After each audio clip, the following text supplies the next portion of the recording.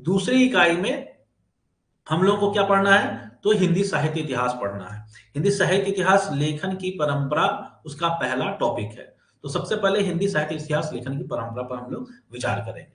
तो सबसे पहला जो टॉपिक है वो है साहित्य इतिहास लेखन। साहित्य इतिहास लेखन क्या है? उससे पहले हम लोग जानेंगे कि इतिहास क्या है। तो सामान्यतः इतिहास जो हम लोग जानते आ रहे हैं कि इतिहास जो हम लोग पढ़ते हैं कि हिस्ट्री के अंतर्गत जो हम लोग ये इतिहास पढ़ते हैं, वो इतिहास सामान्य उसका परिचय है कि जो कुछ भी घटित हुआ या ऐसा कुछ घटित हुआ था, उसका जो विवरण मिलता है, वह इतिहास है। उसमें क्या है? उसमें हमें जो भी प्रामाणिक अगर कुछ तथ्य मिलते हैं, उसी को इतिहास के अंतर्गत हम लोग लेते हैं। ठीक है? अतीत की किसी घटना का अगर प्रमाण नहीं मिलता है, तो उसको उसके विषय में हम लोग कुछ भी नहीं कर सकते। यहां जो बात आई है इतिहास के विषय में, वो देख लेंगे कि जैसे इतिहास, अब हम किसी भी को किसको इतिहास कहेंगे? बहुत इतिहास के तथ्य को के रूप में अगर हम देखते हैं, तो इतिहास के तथ्य के रूप में बहुत सारी चीजें आती हैं। जैसे उत्खनन से कुछ ऐसी वस्तुएं मिल जाती हैं जिनके आधार पर हम लोग बातें करते हैं कि उनका रहन सहन कैसा होगा, उन लोग किस तरह का व्यापार करते होंगे, आदि आदि चीजें। शिलालेख मिल जाते हैं, कोई स्तंभ लेख मिल जाता है, कहीं कोई रचना मिल जाती है, तो उसके आधार पर हम लोग यह निर्णय ले पाते हैं कि हमारे इतिहास में ऐसी घटनाएं घटित हुई होंगी।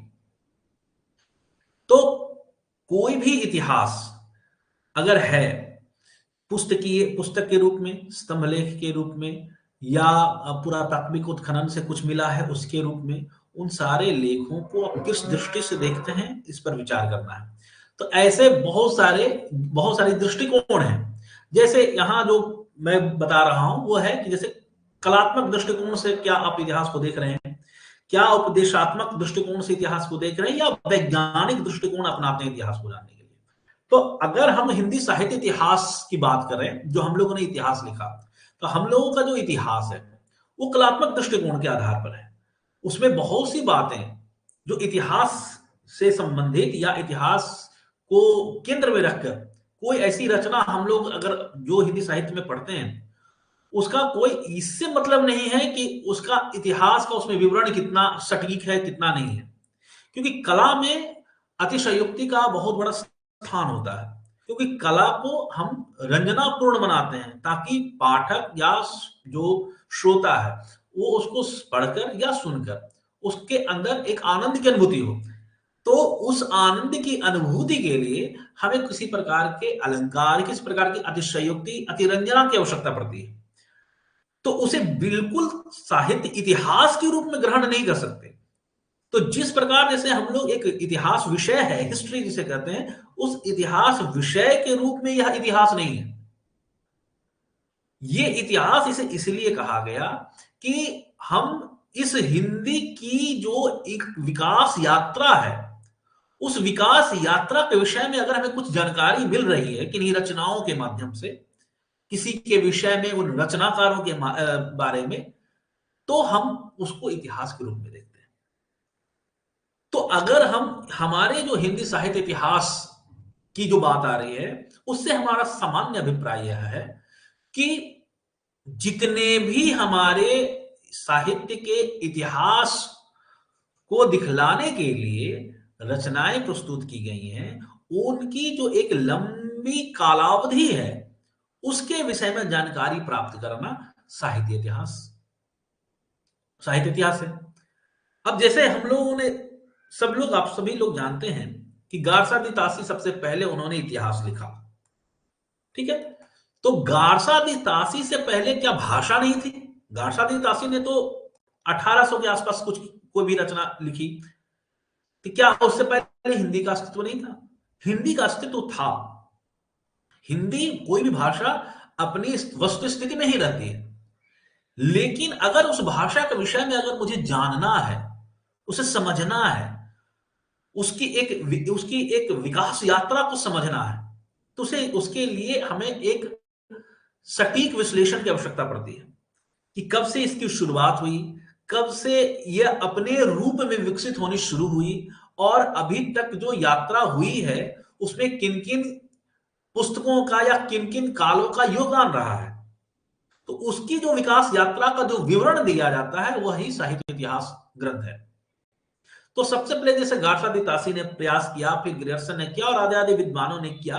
तो साहित्य इतिहास लेखन का अभिप्राय यही है कि हमारा जो हिंदी हमारा साहित्य है, हमारे जो हिंदी के रचनाकार हैं, मूलतः वो हिंदी के रचनाकार कब से हिंदी की रचनाएं प्रस्तुत होने लगी, और उस हिंदी के भी बहुत सारे भेद हैं। जैसे अपभ्रंश को भी हिंदी के अंतर्गत लिया जाता है, और अन्य भी अवधी, ब्रज आदि सारी भाषाएं अपभ्रंश के अंतर्गत आती हैं, हिंदी के अंतर्गत आती हैं। तो उनकी शुरुआत कैसे हुई, और उनकी शुरुआत होने से लेकर के अब तक की जो विकास प्रक्रिया है, उस विकास प्रक्रिया का लेखा जोखा हमें कुछ जानना हो तो हमें साहित्य इतिहास ग्रंथ से ही जान पाएंगे। तो साहित्य इतिहास लेखन का अभिप्राय यही है। ठीक है, तो इसमें क्या है, कलात्मक दृष्टिकोण है। अब जैसे देखिए, इसमें भी बहुत सारे काव्यात्मक, पौराणिक, वैज्ञानिक इतिहास, तीन तरह के इतिहासों के विषय में यहां बतलाया गया। जैसे काव्यात्मक, जैसे मैंने कहा कि किसी कोई कोई पुस्तक किसने लिखी, किसी कवि ने कोई पुस्तक लिखी, उस कवि की उस पुस्तक में किसी राजा का वर्णन आ रहा है, किसी युद्ध का वर्णन आ रहा है, किसी स्थान विशेष का वर्णन आ रहा है। ठीक है, तो उस राजा, उस युद्ध, उस स्थान विशेष की वस्तु स्थिति को केंद्र में रखकर हम यह निर्णय ले पाएंगे कि यह किस कालखंड की बात है। ठीक है, यह किस कालखंड की बात है, यह इसमें कितनी सच्चाई है। मान लो कि मैंने किसी राजा के विषय में किसी रचना में पढ़ा कि उसने अमुक राजा को हराया। ठीक है, कोई मान लो कि क एक राजा है जिनके विषय में वर्णन आया है उस रचना में कि उसने ख राजा को हराया। और जब मैंने यह इतिहास में, जो वास्तविक इतिहास है, जो विभिन्न तथ्यों के आधार पर जो यह निर्णय देता है कि उसका काल निर्धारण करता है, तो जब मैं यह देखूंगा काल निर्धारण के क्रम में कि यह जो क राजा है उसका मान लो कि 16वीं शताब्दी उसका समय रहा, और जो ख राजा है उसका है 15वीं शताब्दी। और मैंने इस मान लो पुस्तक में पढ़ा कि यह जो 16वीं शताब्दी वाला राजा है उसने 15वीं शताब्दी वाले राजा को हराया। हालांकि आदिकाल में ऐसी घटनाएं घटित होंगी जो मैं बतलाऊंगा। तो यह जो घटना है, यह घटना इतिहास सम्मत नहीं है, लेकिन काव्यात्मक दृष्टिकोण से यह एक इतिहास है। कम से कम उस राजा के विषय में तो हमें जानकारी मिली, भले वह जानकारी तथ्य इतिहास सम्मत नहीं है। तो ये काव्यात्मक एक ढंग होता है इतिहास को जानने का।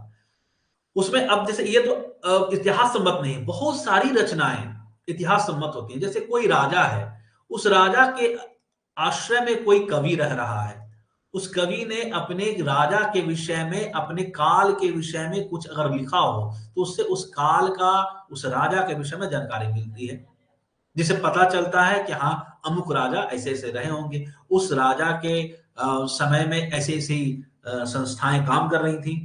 जैसे आप लोग अगर थोड़ा बहुत इतिहास जानते होंगे तो इंडिका नामक एक पुस्तक है। ठीक है, इंडिका इंडिका किसकी रचना है, मेगास्थनीज की रचना है। तो मेगास्थनीज जो जब बिहार आया, तो मेगास्थनीज जब बिहार आया तो उसने जो कुछ भी देखा उसे पुस्तक में वर्णन किया।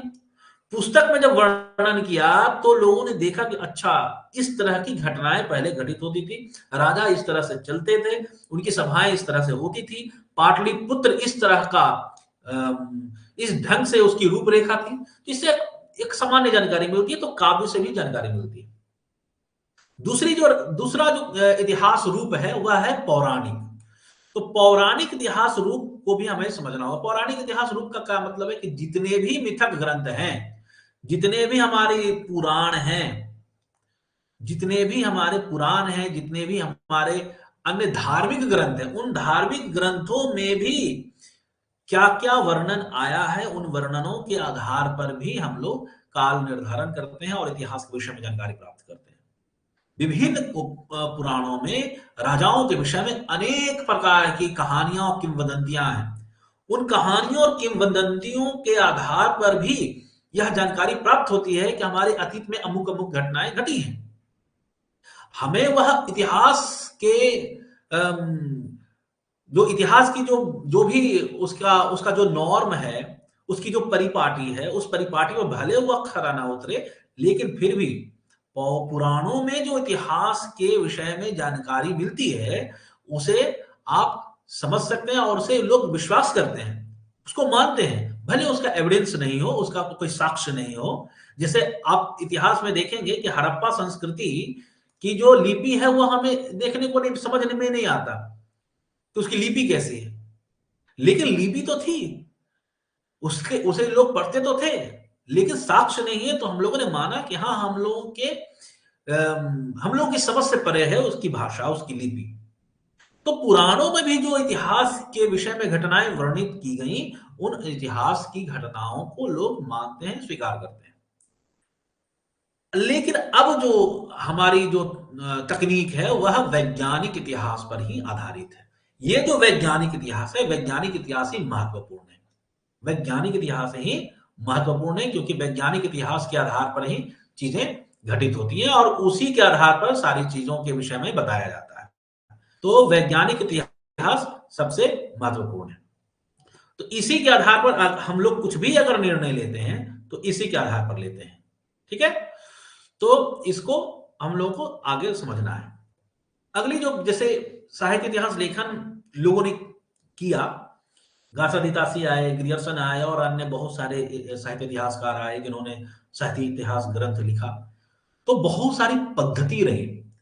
अब ये पद्धति क्या है कि किस तरह से उन्होंने लिखना प्रारंभ किया, उनके साहित्य इतिहास में कौन कौन सी महत्वपूर्ण रूपरेखा रही, उन्होंने साहित्य इतिहास तैयार कैसे किया।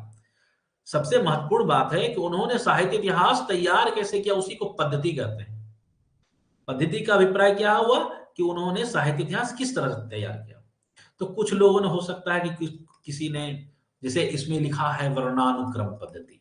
ठीक है, वर्णानुक्रम यानी वर्ण के आधार पर किसी का नाम, किसी कवि का नाम, मान लो कि अंग्रेजी में अगर हम देखें तो किसी कवि का नाम जैसे कबीर है, किसी का नाम तुलसी है, अंग्रेजी की बात कर रहा हूं, और किसी का नाम आप कर लो अमीर खुसरो है। ठीक है, तो अगर ये वर्णानुक्रम पद्धति है, तो वर्णानुक्रम पद्धति में क्या होगा, पहले तो अमीर खुसरो आएंगे, ठीक है, उसके बाद कबीर आएंगे, उसके बाद तुलसी आएंगे। लेकिन दिक्कत यह है कि ऐसे बहुत सारे कवि हैं, जैसे अब मुझे अज्ञे के विषय में भी अगर हमको लिखना होगा, तो अज्ञे भी अमीर खुसरो में के साथ ही बैठेंगे, क्योंकि वर्णानुक्रम पद्धति है, असे अज्ञे हैं, असे अगर अमीर खुसरो होंगे तो विभिन्न काल खंडों के कवियों को एक साथ बैठाना पड़ जाएगा, तो इससे दिक्कत उत्पन्न होगी। तो यह वर्णानुक्रम पद्धति है। हालांकि इसके विषय में हम लोग चर्चा करते हैं कि रचनाकार के नाम के प्रथम अक्षर के आधार पर यह क्रम दिया जाता है। चार प्रकार की पद्धतियां हैं। पहली पद्धति क्या है, वर्णानुक्रम पद्धति। दूसरी पद्धति क्या है, कालानुक्रम पद्धति। तीसरी पद्धति है वैज्ञानिक पद्धति, और चौथी पद्धति है विधेयवादी पद्धति। तो वर्णानुक्रम पद्धति में क्या है, रचनाकार के प्रथम अक्षर के आधार पर क्रम। जैसे गार्सादी शिव श्री सेंगर आदि ने जो ग्रंथ लिखे, वो जैसे गार्सादी तासी ने लिखा दिला क्या उसका नाम है, इस्तावार दिला लिटरेचर इंदुई हिंदुस्तानी। ठीक है, शिव श्री सेंगर का तो शिव श्री सरोज है। तो इन्होंने क्या अपनाया, रचनाकार की पद्धति। अब जैसे आप लोगों के सामने स्क्रीन पर दिख रहा होगा, ये है पहली पहली जो यहाँ उनका जो ग्रंथ है, वो उनका ग्रंथ है गार्सादी का, इस्तेवार दला लिटरेचर इंदुई हिंदुस्तानी। अब यहां देखिए शिवसी सरोज में आप लोगों को देखने के लिए मिलेगा।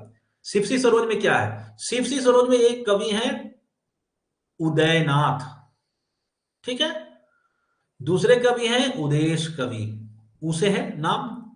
अब इधर देखो, केशव दास, ठीक है। तो ये जो पद्धति है जो शिवसी सरोज में अपनाई गई शिवसी सेंगर द्वारा, जो कैसे पद्धति है, तो पहले आ, फिर आ, फिर ई, फिर ई, ऐसे करके फिर जब पूरा हो जाएगा तो फिर क से स्टार्ट होगा, क से शुरू होगा। तो इस क्रम में अगर हमें देखना होगा तो पहले तो हमें मान लो कि बात के कोई कवि हैं जिनका नाम मान लो कि श से शुरू है और किसी का नाम क से शुरू है, और दोनों अगर एक ही कालखंड में रहेंगे तो लेकिन दोनों को अलग अलग करना पड़ेगा।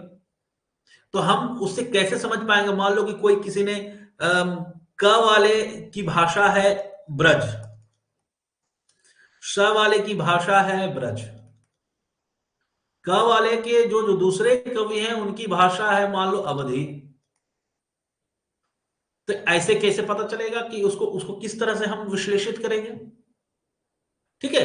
तो उसको किस तरह से हम लोग पढ़ेंगे, किस तरह से समझेंगे, तो इससे एक व्यवधान उत्पन्न होता है, उसे समझने में दिक्कत उत्पन्न होती है। तो यह समस्या रही है हमारे वर्णानुक्रम पद्धति में। कालानुक्रम पद्धति, रचनाकारों के जन्म तिथि, रचनाकारों का जो जन्म हुआ, जिस कालखंड में जन्मे उस कालखंड के आधार पर वर्णन किया गया, जैसे ग्रियर्सन ने किया, विश्वबंधु ने किया कि किस कालखंड में कोई कवि पैदा हुआ, उस कालखंड के आधार पर उनको क्रम से सजा दिया गया। फिर एक पद्धति आती है वैज्ञानिक पद्धति, कि मैंने तटस्थता के साथ तथ्य संकलन किया और क्रम से उसको प्रस्तुत कर दिया। तो तटस्थता से आपने तथ्य संकलन कर दिया और उसका प्रस्तुतिकरण भी कर दिया, लेकिन साहित्य इतिहास केवल प्रस्तुतिकरण या तथ्य प्रस्तुतिकरण नहीं है। तथ्य अगर हम प्रस्तुत कर देते हैं और तथ्य प्रस्तुत कर देने के बाद हम उसे छोड़ देते हैं तो वह साहित्य इतिहास नहीं है, ठीक है। साहित्य इतिहास का मतलब हुआ कि हम उसकी विकास यात्रा समझना चाहते हैं।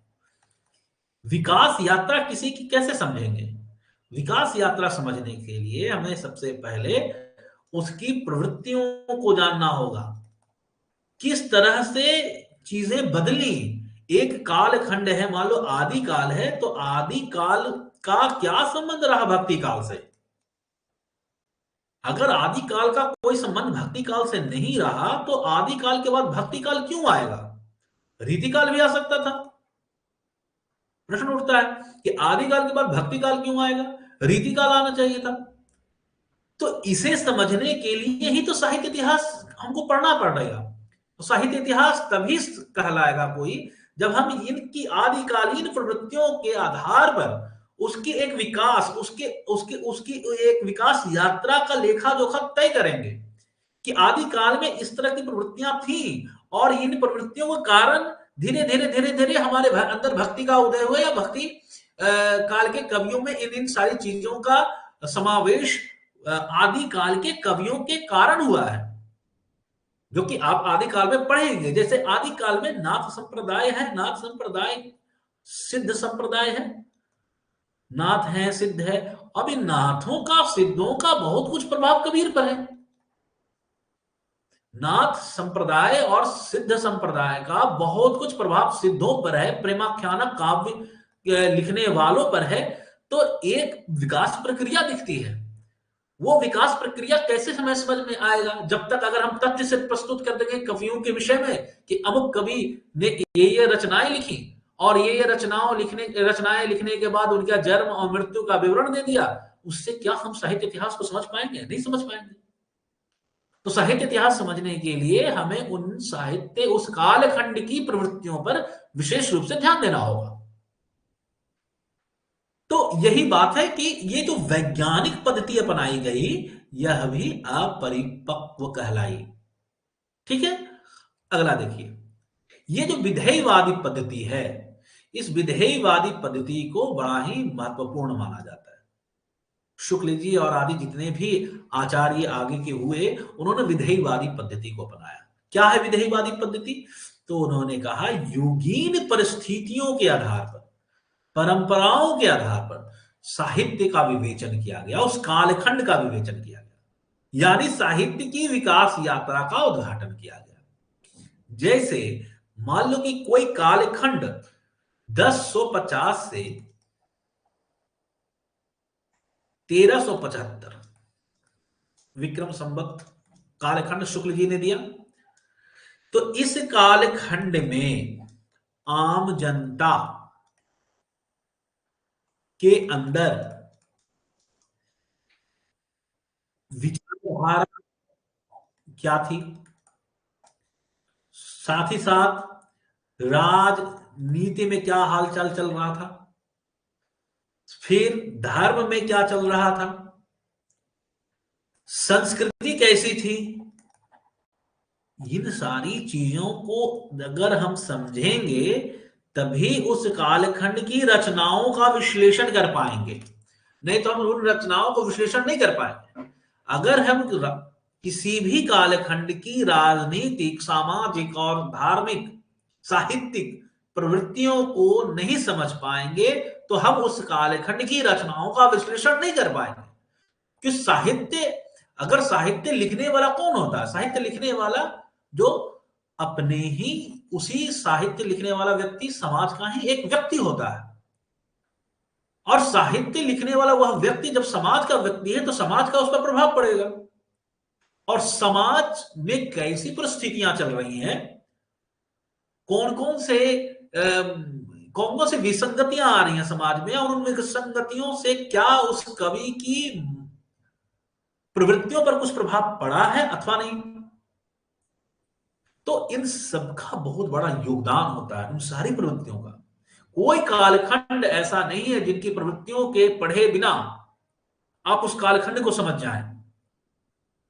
यदि आदिकाल ही अगर आप आगे हम लोग इसको सीखेंगे, लेकिन अभी एक सामान्य से जानकारी दे रहा हूं कि आदिकाल में जैसा बहुत सारी रचनाओं के विषय में, जैसे शुक्ल जी ने कहा वीर गाथा काल, तो वीर गाथा काल कहने के पीछे उनका कुछ तो तर्क होगा, कुछ तो उन्होंने देखा होगा कि हाँ बहुत सारे रासो ग्रंथ लिखे जा रहे हैं, उन रासो ग्रंथों में आश्रयदाताओं की स्तुति है, आश्रयदाताओं की स्तुति क्यों की जाएगी?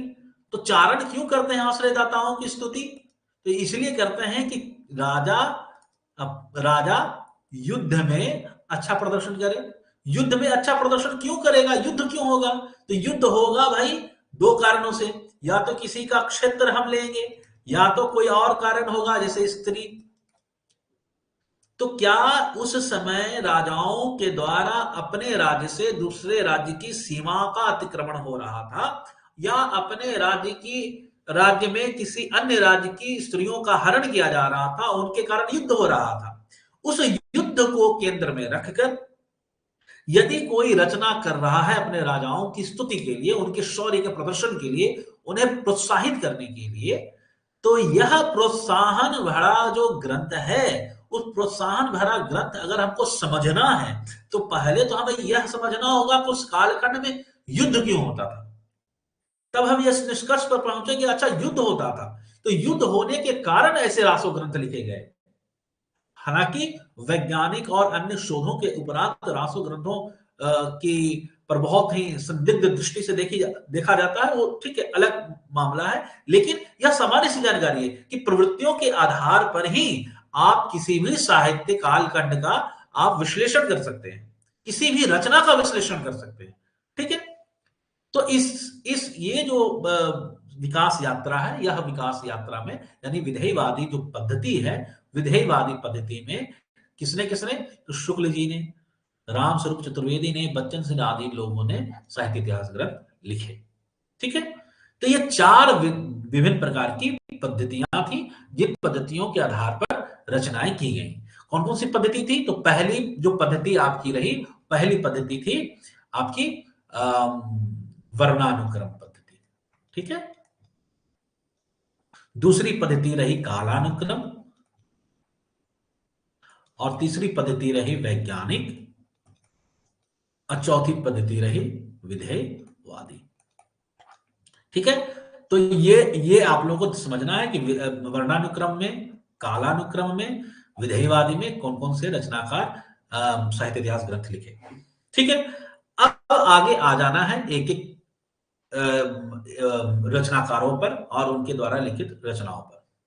सबसे पहले तो जैसे गारसा दी तासी ने तो चलो लिखा 1800 समथिंग, लेकिन गारसा दी तासी से पहले एक जैसे पूर्व काल में 84 वैष्णवों की वार्ता लिखी, 200 वैष्णवों की वार्ता लिखी गई, भक्तमाल लिखा गया, कालिदास हजारा लिखा गया। ये सारी रचनाएं हमें देखने को मिलती हैं मध्यकाल में।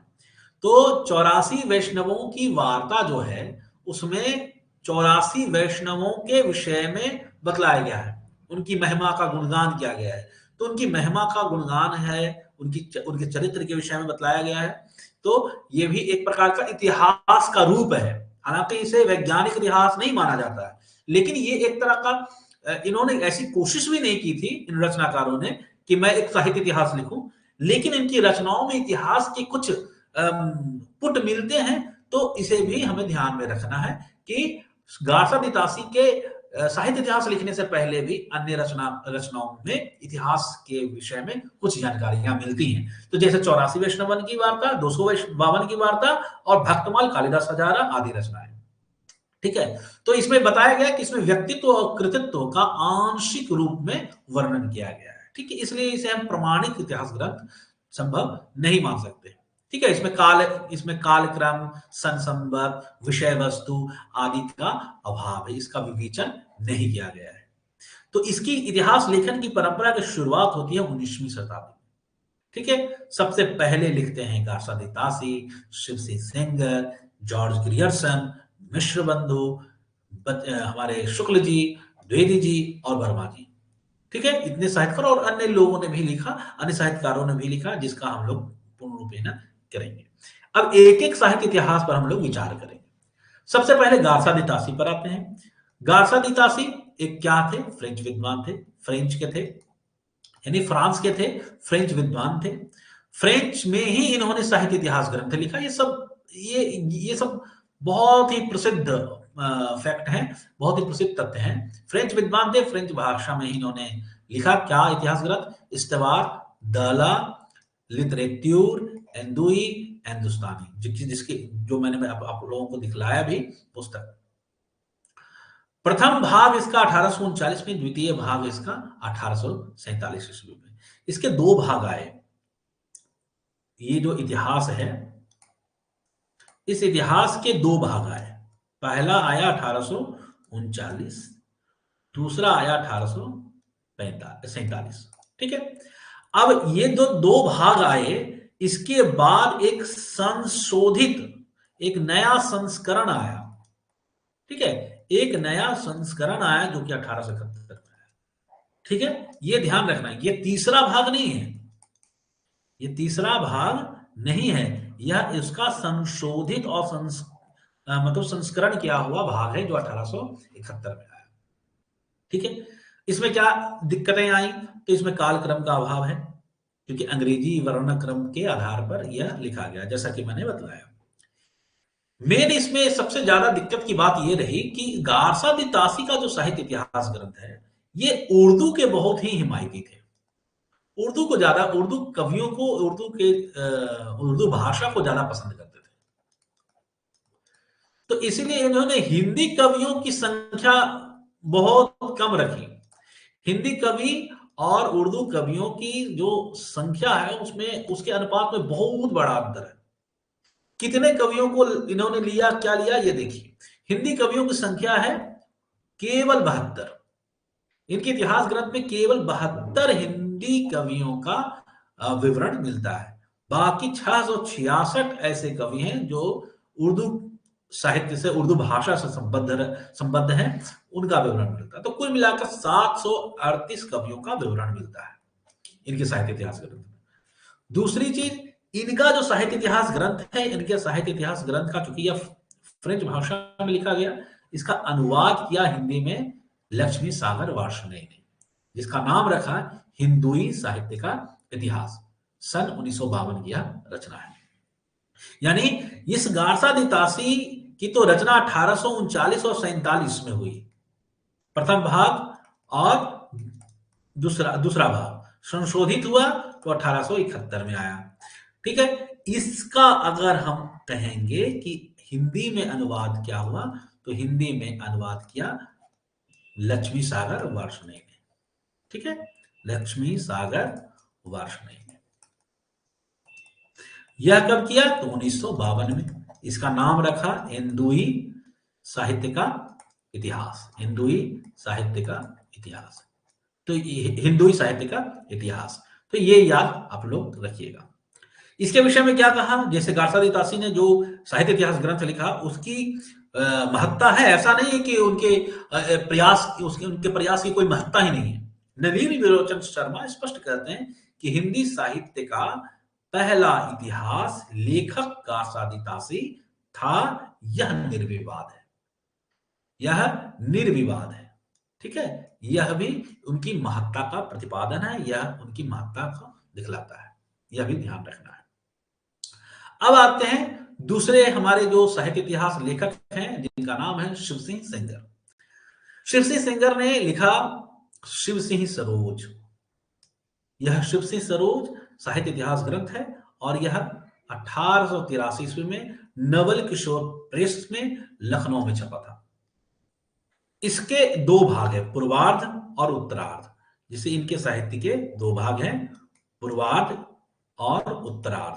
पूर्वार्ध में 838, उत्तरार्ध में 1003 कवियों का जिक्र है, कवियों का विवरण है। ठीक है, इनका विवरण कैसा है, जैसे कि मैंने दिखलाया भी था आप लोग को, अकार आदि है। अकार आदि मतलब अ, आ, ई। अब किसी कवि का नाम आ से है तो वो अ के बाद आएगा। किसी कवि का नाम अगर दीर्घ ई है तो वो ह्रस्व ई के बाद आएगा। यह भी हमें ध्यान देना है। तो अकार आदि और उस जो अकार आदि क्रम है उस क्रम से इन्होंने कवियों का विवरण दिया। और इनके दो भाग थे, 838 कवि पहले में और उत्तरार्ध में 1003। ठीक है, और इन्होंने इतिहास में क्या किया, हिंदी साहित्य के इतिहास में, हिंदी साहित्य के इतिहास का यह जो प्रस्थान है, यह प्रस्थान बिंदु कहलाता है, क्योंकि इससे पूर्व इतने कवियों का विवरण नहीं भी दिया गया। सामान्य सी बात है कि इन्होंने जितने कवियों का विवरण दिया, क्योंकि आप जानते हैं कि 72 कवियों का विवरण तो गार्सादी तासी ने दिया। 72 कवियों के विवरण के बाद अब यहां आते हैं तो लगभग हजार कवियों का उन्होंने विवरण दिया। ठीक है, तो 1000 कवियों का जिन्होंने विवरण दिया, कहां 72 कवियों का विवरण था, तो उससे बहुत कहीं अधिक विवरण हमें मिलता है शिव सिंह सरोज में। तो इसलिए इसे प्रस्थान बिंदु कहते हैं। प्रस्थान बिंदु का मतलब एक ऐसा बिंदु जहां से कोई यात्रा शुरू की जा सकती है, एक ऐसा बिंदु जहां से कोई यात्रा को हम शुरू करना स्वीकार कर सकते हैं। ठीक है, लेकिन इनकी रचनाओं में क्या है, विभाजन नहीं है, यानी काल विभाजन नहीं है, नामकरण नहीं है। मतलब इन्होंने काल विभाजन नहीं है, कवियों का विवरण तो दिया है अकार आदि से, किसी कवि को विवरण दे दिया अकार आदि से, लेकिन इन्होंने काल विभाजन नहीं किया, किस कवि को किस कालखंड में रखा जाए, किस कवि को जिस कालखंड में रखा जाए उस कालखंड का नाम क्या रखा जाए। तो इन्होंने जब कालखंड विभाजन ही नहीं किया तो उसका नामकरण तो करना संभव ही नहीं है। तो इसका अभाव इसमें इस इतिहास ग्रंथ में दिखता है। अब आ जाइए ग्रियर्सन, जो कि सर्वाधिक महत्वपूर्ण माने जाते हैं, जॉर्ज ग्रियर्सन। इन्होंने लिखा the modern vernacular literature of northern Hindustan. 1888 में यह प्रकाशित हुआ। कहां से प्रकाशित हुआ, तो एशियाटिक सोसाइटी ऑफ बंगाल की पत्रिका के विशेषांक के रूप में यह प्रकाशित हुआ सबसे पहले। अगर कहा जाए सब सच्चे अर्थ में पहला इतिहास यही रहा है। कवियों का और लेखकों का विवरण जो दिया गया है वो काल क्रमानुसार दिया गया है, जैसा कि आप लोग जानते हैं, काल क्रमानुसार दिया गया विवरण। साथ ही उनकी प्रवृत्तियों को स्पष्ट करने का भी प्रयास किया गया है। देखिए, प्रवृत्तियों का उद्घाटन अभी तक किसी ने नहीं किया है, न गार्सादी तासी ने, न शिव सिंह सरोज ने। गार्सादी तासी ने भी नहीं किया और शिव सिंह सेंगर ने भी नहीं किया, लेकिन ग्रियर्सन ने प्रयास किया। पूर्णतः उन प्रवृत्तियों का उन प्रवृत्तियों का विश्लेषण ही कर दिया, ऐसा नहीं है, उन्होंने ऐसा प्रयास किया, वह प्रयास दिखता है। ठीक है, अब इन्होंने क्या किया, प्रत्येक काल के गौण कवियों को उस अध्याय के अंत में स्थान दिया। ठीक है, एक काम इन्होंने ये किया। दूसरा काम इन्होंने क्या किया, किसी युग की काव्य प्रवृत्तियों पर विचार करते हुए उस युग की सांस्कृतिक परिस्थितियों और प्रेरणा स्रोतों का भी मूल्यांकन किया। ठीक है, और इन्होंने हिंदी को संस्कृत से, पाली से, प्राकृत से, उर्दू से पृथक किया।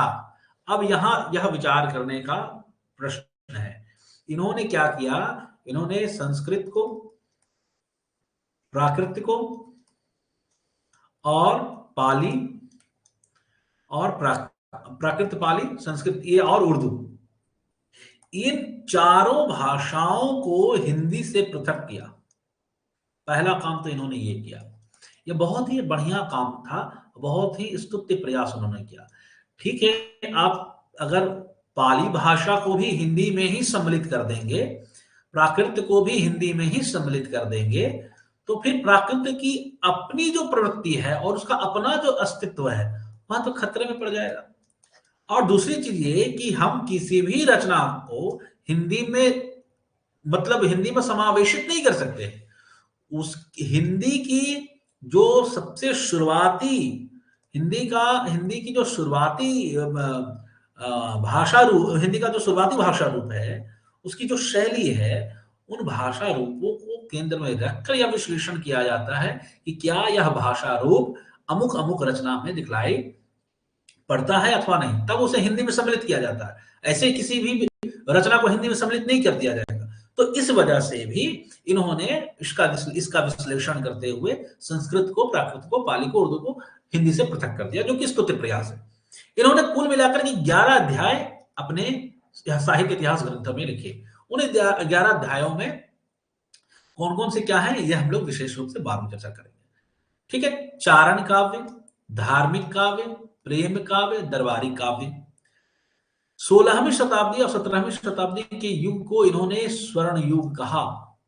यह बहुत ही महत्वपूर्ण है और हमेशा यह नेट में प्रश्न दे ही देता है, और सबको याद भी होना चाहिए कि भक्ति काल को स्वर्ण युग किसने कहा, तो भक्ति काल को स्वर्ण युग गिरियर्सन ने कहा। इनके साहित्य इतिहास ग्रंथ में 952 कवियों का विवरण है। 886 कवियों का विवरण इन्होंने शिव सिंह सरोज के आधार पर किया है। यह भी ध्यान देने योग्य है कि 952 कवियों का वर्णन और 886 कवियों का जो विवरण दिया वो किसके आधार पर दिया, तो शिव सिंह सरोज के आधार पर। शिव सिंह सरोज ने जितने कवियों का विवरण दे दिया, मतलब शिव सिंह सेंगर ने जितने कवियों का विवरण दे दिया अपने साहित्य इतिहास शिव सिंह सरोज में, उसके आधार पर बहुत से साहित्यकारों को अत्यधिक मदद मिली। ठीक है, तो जितने कवियों का विवरण इन्होंने दिया 952 में, उसमें से 886 कवियों का विवरण इन्होंने शिव सिंह सरोज से ही लिया है। इसका भी अनुवाद किया गया। इसका अनुवाद किया है किशोरी लाल गुप्त ने। किशोरी लाल गुप्त ने इसका अनुवाद किया। कब किया, तो 1957 में। क्या नाम रखा, तो हिंदी साहित्य का प्रथम इतिहास। ठीक है, यह ग्रियर्सन के साहित्य इतिहास का the modern vernacular literature of northern Hindustan का हिंदी में अनुवाद किया किशोरी लाल गुप्त। हिंदी साहित्य का प्रथम इतिहास 1957। अब आ जाइए हमारे तीसरे जो सबसे महत्वपूर्ण इतिहास लेखक जो हैं, उनका नाम है मिश्र बंधु, जिसमें 3 भाई आते हैं, श्याम बिहारी, सुखदेव बिहारी और गणेश बिहारी। ठीक है, श्याम बिहारी, सुखदेव बिहारी, गणेश बिहारी। इसके देखो, इसके 4 भाग हुए। इस साहित्य इतिहास ग्रंथ के कितने भाग हुए, 4 भाग हुए। चारों भागों में पहले जो 3 भाग हैं, उन तीनों भागों का प्रकाशन 1913 में हुआ। चौथे भाग का प्रकाशन 1934 में हुआ। यह ध्यान देने योग्य है। अब इन्होंने जितने कवियों का विवरण दिया वो तो और मतलब अप्रत्याशित है। इन्होंने लगभग 4591 कवियों का विवरण दे दिया, लगभग 5000। तो 5000 कवियों का इन्होंने विवरण दिया और 5 कालखंड इन्होंने तय किए। उन सारे रचनाकारों को विभिन्न कालखंडों में स्थान दिया और 5 कालखंड में विभाजित किया पूरे साहित्य को। ठीक है, कवियों के विवरण के साथ साहित्य के विविध अंगों पर भी विचार किया, यह भी महत्वपूर्ण है। और शुक्ल जी ने क्या कहा, जब उन्होंने शुक्ल जी ने अपना इतिहास ग्रंथ लिखा था तो उन्होंने स्पष्ट लिखा कि कवियों के परिचयात्मक विवरण मैंने प्रायः मिश्रबंधु विनोद से लिए हैं। अब ये जो शब्द है ये ध्यान दीजिएगा, प्रायः। प्रायः का मतलब है कि लगभग मैंने सभी जो विवरण है वह किससे लिए, मिश्रबंधुओं के इतिहास ग्रंथ मिश्रबंधु विनोद से लिए। तो परिचयात्मक सारा विवरण उन्होंने शुक्ल जी ने उठाया मिश्रबंधु विनोद से। इसका मतलब यह है कि मिश्रबंधु विनोद की महत्ता अक्षुण्ण है। मिश्रबंधु विनोद मिश्रबंधु विनोद जो साहित्य है, साहित्य ग्रंथ है, उसकी महत्ता अक्षुण्ण है, क्योंकि साहित्य इतिहास लिखने वाले जो सर्वाधिक प्रसिद्ध साहित्य इतिहासकार रहे हैं शुक्ल जी, उन्होंने जब स्वयं उससे परिचयात्मक विवरण उठाया है तो आप समझ सकते हैं कि उसका विवरण कितना सटीक होगा। अब आ जाइए वही जो सबसे महत्वपूर्ण माने जाते हैं हिंदी साहित्य में, रामचंद्र शुक्ल, जिन्होंने लिखा हिंदी साहित्य का इतिहास, जो अत्यंत महत्वपूर्ण भी है और परीक्षा के दृष्टिकोण से तो उसको कुछ कहना ही नहीं। हम सभी लोग जानते हैं कि शुक्ल जी का इतिहास जिसने नहीं पढ़ा उसने हिंदी साहित्य ही नहीं पढ़ा, ऐसा माना जाता है।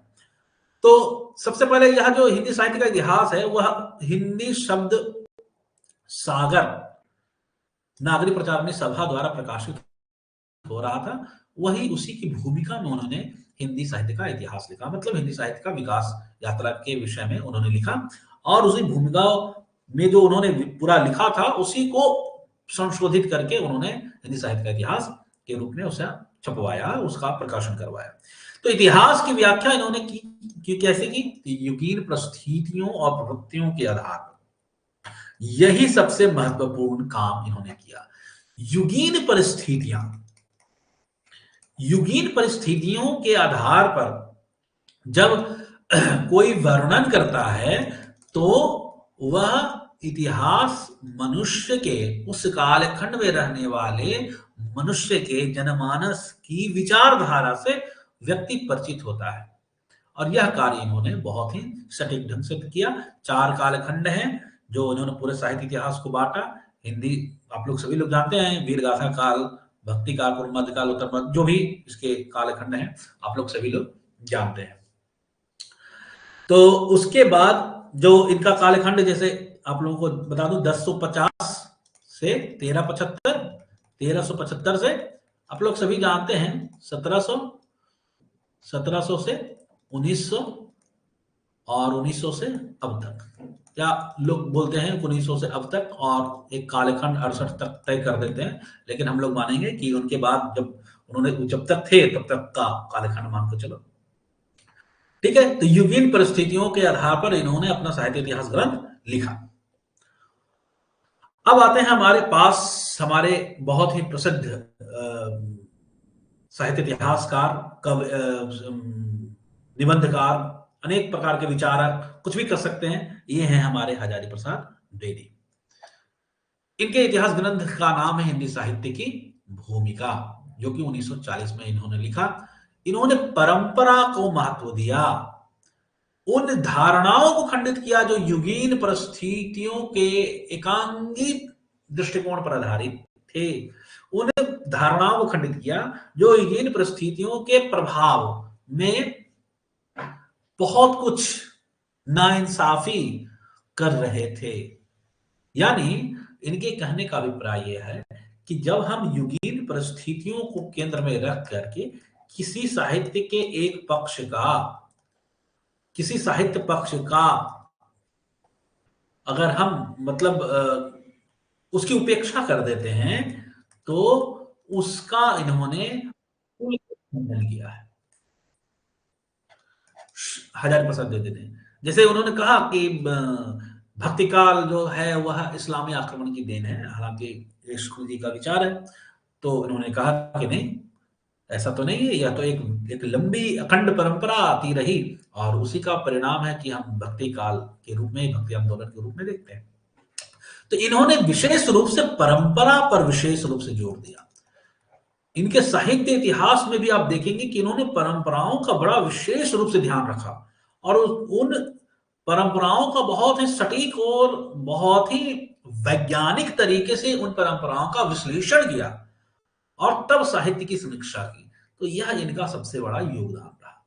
इन्होंने संत काव्य, सिद्धों और नाथों और उनकी सहज विकास यात्रा पर विशेष रूप से ध्यान दिया, जो कि संत काव्य, सिद्ध संत काव्य, नाथ संप्रदाय, इन सब पर शुक्ल जी की दृष्टि उतनी गहरी नहीं, शुक्ल जी ने उतनी गहरी दृष्टि नहीं रखी, उनका उतना विश्लेषण नहीं किया। लेकिन हजारी प्रसाद द्विवेदी ने बहुत विशेष रूप से स्थान इन लोगों को दिया और उनकी परंपराओं का एक सुंदर और सटीक विश्लेषण किया। अब इनके दो ग्रंथ और हैं, उद्भव और विकास, जो कि 1952 की रचना है, और आदिकाल भी 1952 की रचना है, जो कि एक साहित्य इतिहास ग्रंथ के अंतर्गत ही आएगा। अब आते हैं हमारे राम कुमार वर्मा, जिन्होंने लिखा हिंदी साहित्य का आलोचनात्मक इतिहास, जो कि 1938 की रचना है। इन्होंने 750 से 1750 संवत, याद रखना संवत यानी 57 ईस्वी आपको घटा देना है उसमें ईस्वी सन में, ठीक है। 57 अगर घटा देंगे तो ईस्वी सन में आपको वह आ जाएगा। तो यह आप लोगों को ध्यान देना है, ठीक है। तो इन्होंने 750 से 1750 विक्रम संवत तक के कालखंड को अपने साहित्य इतिहास में स्थान दिया है। इसके बाद इनके 7 प्रकरण हैं। शुक्ल जी के वर्गीकरण को आधार बनाया है और कुछ परिवर्तन के साथ चारण और काल और संधि काल आदि जोड़ दिया है। जैसे शुक्ल जी ने वीर गाथा काल कहा, आदिकाल को इन्होंने कहा संधि काल और चारण काल, आदिकाल को बांटा, ठीक है। तो कुछ परिवर्तन किया, बाकी सब कुछ वही है, लेकिन इनका साहित्य इतिहास ग्रंथ भक्ति काल तक ही है।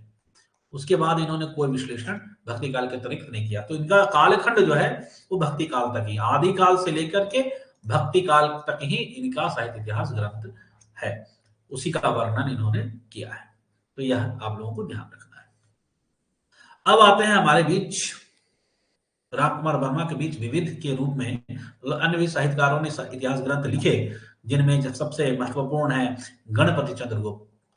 गणपति चंद्रगुप्त हिंदी साहित्य का वैज्ञानिक इतिहास लिखते हैं 1965 में। 3 काल खंडों में विभाजन किया है, ठीक है। फिर आते हैं नगेंद्र और डॉक्टर हरदयाल, जो कि संपादक हैं, लेखक नहीं है, ये ध्यान रखना। संपादन करना, लेखन कार्य करना अलग है। तो इन्होंने संपादन किया हिंदी साहित्य का इतिहास 1973 में। रामस्वरूप चतुर्वेदी, हिंदी साहित्य और संवेदना का विकास 1986। उसके बाद महेश दत्त शुक्ल। अब देखो, अगर आप सरस्वती पांडे, गोविंद पांडे या अन्य कोई ग्रंथ, इतिहास की पुस्तकें या तथ्यपरक इतिहास आदि देखोगे तो उसमें इन सारे लोगों का विवरण आता है, जो कि मैंने एक जगह किया है। आप लोग इसको एज ए फैक्ट आप लोगों को समझना। जितना भी मैंने लिखाया उसमें तो मैंने विश्लेषण के विषय में भी बतलाया, लेकिन आप ये जो मैंने फैक्ट बतलाया है, इस सब फैक्ट आप लोगों को हूबहू याद होना चाहिए। महेश दत्त शुक्ल, जिन्होंने भाषा काव्य संग्रह नामक इतिहास ग्रंथ लिखा था 1873 में, और हिंदी भाषा में लिखा गया पहला ग्रंथ है। पहला इतिहास ग्रंथ अगर कोई कहे कि हिंदी भाषा में लिखा गया पहला इतिहास ग्रंथ कौन सा है, तो भाषा काव्य संग्रह किसका है, तो यह ग्रंथ है महेश दत्त शुक्ल, ठीक है। महेश दत्त शुक्ल ने हिंदी में पहला इतिहास ग्रंथ लिखा, लेकिन यह परिपक्व इतिहास ग्रंथ नहीं था, इसलिए इसकी इतनी चर्चा नहीं होती है, ठीक है। इसकी इतनी चर्चा नहीं होती है। अब आ जाइए, जैसे एडविन ग्रिव्स हैं। एडविन ग्रिव्स ने लिखा a sketch of Hindi literature 1917 में, और FEK ने लिखा हिस्ट्री ऑफ हिंदी लिटरेचर 1920 में। 2 अंग्रेज तो ऐसे बहुत सारे हैं, लेकिन अगर हम फैक्ट के आधार पर बात करें तो एक तो एडविन है और एक है FEK। एक 1917 में लिखते हैं, एक 1920 में लिखते हैं। ठीक है, एडमिन क्या करते हैं, स्केच बनाते हैं, स्केच ऑफ हिंदी लिटरेचर है। और ये क्या है, तो ये हिस्ट्री लिखते हैं, तो हिस्ट्री ऑफ हिंदी लिटरेचर। तो ये भी आप लोगों को ध्यान में रखना है। एक मुस्लिम इतिहासकार हैं जिनका नाम है करीमुद्दीन, जिन्होंने 1848 में, यानी गारसाद इतासी ने जब पहला और दूसरा भाग जब निकाला, उसके अगले साल इन्होंने 1848 में लिखा तज़किरा ई शुआराई हिंदी। यह इतिहास ग्रंथ इन्होंने लिखा और सबसे पहले कालक्रम का ध्यान इन्होंने रखा। यह भी महत्वपूर्ण प्रश्न है, तो इसको भी ध्यान रखना। जैसे अगर हम कहें कि हिंदी भाषा में लिखा हुआ पहला अगर साहित्य इतिहास ग्रंथ कौन सा है, तो भाषा काव्य संग्रह है। पहला ऐसा ग्रंथ जिसमें कालक्रम को ध्यान में रखा गया तो 1848 का तज़किरा ई शुआराई हिंदी है। लेकिन इनका महत्व नहीं है, तो इनका महत्व नहीं है इसलिए, लेकिन फैक्ट तो फैक्ट है, कभी भी प्रश्न आ सकते हैं, इसलिए इन सारे प्रश्नों को भी ध्यान में रखना है। अब बहुत सारे साहित्य इतिहास लेखन जो हम लोगों ने पढ़े और अन्य भी बहुत सारे इतिहास ग्रंथ हमारे छूट गए, उन सारे इतिहास ग्रंथों पर हम लोग विचार करते हुए विचार विमर्श करेंगे। तो अभी जब हम लोगों ने देखा, उनका एक क्रम के साथ हम लोग देख लेते हैं कि 1839 में पहला इस्तवार दलाल इतरेतुर एंदुई हिंदुस्तानी गारसाद इतासी ने लिखा। यही 1843 कहीं दूसरा भाग 1847 में था, संशोधित इसका हो गया 1871 में। फिर 1848 में उसके एक साल 47 के बाद एक साल बाद 1848 में तज़किरा ई शुआराई हिंदी, जो कि मौलवी करीमुद्दीन ने लिखा। भाषा काव्य संग्रह 1873 में भाषा काव्य संग्रह महेश दत्त शुक्ल लिखा, जो कि हिंदी में लिखा गया पहला साहित्य इतिहास ग्रंथ है, यह याद रखिएगा। और ये तज़किरा ई शुआराई हिंदी जो है, इसे याद रखिएगा कि पहला कालक्रम का प्रयास सबसे पहले इसमें हुआ। ठीक है, फिर आता है 1883 में शिव सिंह सरोज, शिव सिंह सेंगर ने लिखा। और modern vernacular literature of northern Hindustan 1888 Grierson ने लिखा। ठीक है, अब आ जाइए 1909 में। 1909 में हमारे आते हैं हिंदी कोविद रत्नमाला, जो श्याम सुंदर दास लिखते हैं। 1914 में इसका दूसरा भाग प्रकाशित हुआ। 1913 में ही लिखते हैं मिश्रबंधु विनोद को लिखते हैं मिश्रबंधु। 17 में स्केच ऑफ हिंदी लिटरेचर लिखते हैं एडविन ग्रिप्स। फिर 1920 में लिखते हैं history of Hindi literature FEK। और 1923 में लिखते हैं वियोगी हरि द्वारा लिखा गया साहित्य इतिहास ग्रंथ ब्रज माधुरी सार। यह भी इंपॉर्टेंट है, यह भी महत्वपूर्ण है, यह भी ध्यान रखिएगा। आगे 1928 में राम नरेश त्रिपाठी ने लिखा कविता कौमुदी 1928, यह भी महत्वपूर्ण है। 1929 में तो सर्वाधिक महत्वपूर्ण इतिहास ग्रंथ लिखा गया शुक्ल जी का। फिर 1930 में हिंदी साहित्य का विवेचनात्मक इतिहास सूर्यकांत शास्त्री का, यह भी महत्वपूर्ण है। हिंदी साहित्य का आलोचनात्मक इतिहास 1938 में राम कुमार वर्मा ने लिखा। फिर 1940 में हिंदी साहित्य की भूमिका हजारी प्रसाद द्विवेदी ने लिखी। लक्ष्मी सागर वार्ष्णेय का आधुनिक हिंदी साहित्य, यह भी महत्वपूर्ण है। 1941 में हिंदी काव्य धारा लिखा 1944 में राहुल शंकर त्यायन। वीर काव्य लिखा टीकम सिंह 1945। रीति काव्य की भूमिका लिखी डॉक्टर नगेंद्र ने 1949। 1952 में लिखा हिंदी साहित्य का आदिकाल, हिंदी साहित्य का उद्भव और विकास हजारी प्रसाद द्विवेदी। यह सब कालक्रम के अनुसार है और सब कंठस्थ होना चाहिए। हिंदी साहित्य का अतीत 1960। हिंदी साहित्य का इतिहास दर्शन नवीन विलोचन शर्मा, यह 1960 में है। हिंदी साहित्य का अतीत किसने लिखा? विश्वनाथ प्रसाद मिश्र ने लिखा। हिंदी साहित्य का बृहद इतिहास के 16 भाग हैं। 16 खंडों में हिंदी साहित्य का बृहद इतिहास लिखा गया, जो कि 1961 की रचना है। 1965 में हिंदी साहित्य का वैज्ञानिक इतिहास गणपति चंद्र गुप्त ने लिखा। 1973 में हिंदी साहित्य का इतिहास लिखा डॉक्टर नगेंद्र ने, जो कि संपादक हैं। संपादक का मतलब यह होता है कि अन्य विद्वानों ने भी उसमें बहुत सारा योगदान किया, उन सबको एक जगह स्थिर करके उसमें कुछ अपना जोड़ करके इन्होंने एक इतिहास ग्रंथ बनाया। यानी बहुत सारे विद्वानों के सहयोग से तैयार किया गया इतिहास ग्रंथ, ये नगेंद्र का इतिहास ग्रंथ है। ठीक है, इसके बाद हिंदी साहित्य का सरल इतिहास, जो कि विश्वनाथ त्रिपाठी का 1985 में। हिंदी साहित्य और संवेदना का विकास रामस्वरूप चतुर्वेदी ने लिखा 1986 में। बच्चन सिंह का है हिंदी साहित्य का दूसरा इतिहास 1996 में, और सुमन राजे का 2003 में हिंदी साहित्य का आधा इतिहास। तो यहां तक हमारा साहित्य इतिहास लेखन की परंपरा के अंतर्गत जितने भी इतिहासकारों ने इतिहास लिखे हैं, उन इतिहासकारों के इतिहास का विवरण यहाँ प्रस्तुत किया गया। ठीक है, अब हमें आगे देखना होगा कि आगे आदिकाल कैसे, आदिकाल में क्या क्या प्रवृत्तियां आई, कैसे कैसे क्या हुआ। अब आदिकाल में प्रवेश करेंगे, लेकिन उससे पहले आप लोगों को अगर कोई आप लोगों के अंदर कोई प्रश्न हो, कुछ हो, तो वो हम लोग चलेंगे। आदिकाल कल से हम लोग शुरू करेंगे। अभी आप लोगों के प्रश्न हम देख लेते हैं।